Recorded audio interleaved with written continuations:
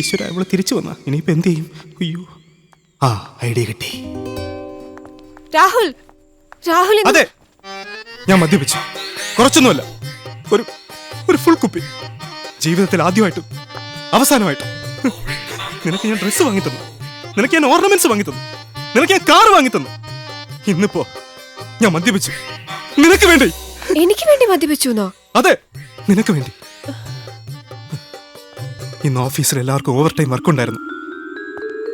അതിനിടയ്ക്ക് നടക്കാൻ പാടില്ലാത്തത് നടന്നു. സ്റ്റാഫിൽ ഒരുത്തൻ അടിച്ച് ഫിറ്റായി ഒരു ലേഡി സ്റ്റാഫിനെ കയറി പിടിച്ച് ആകെ ബഹളമായി. ആ പെൺകുട്ടി അവന്റെ ഭാര്യയാണെന്ന് തെറ്റിദ്ധരിച്ച് കയറി പിടിച്ചാണത്രേ. ഭാര്യയാണെന്ന് കരുതി.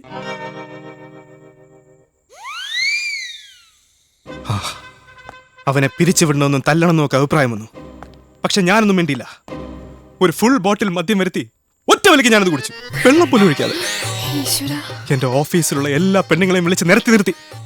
എന്നിട്ട് ഞാൻ പറഞ്ഞു, കുറച്ച് മദ്യം കുടിച്ചപ്പോ നിനക്ക് മറ്റൊരു സ്ത്രീയെ നിന്റെ ഭാര്യയായി തോന്നിയല്ലടാ.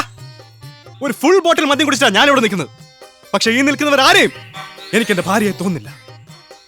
കാരണം എന്റെ ഭാര്യയ്ക്ക് തുല്യം എന്റെ ഭാര്യ മാത്രമേ ഈ ലോകത്തുള്ളൂ. ഒരു ബോട്ടിൽ മദ്യം കുടിച്ചിട്ടും എനിക്ക് കാഴ്ച മാറുന്നില്ല.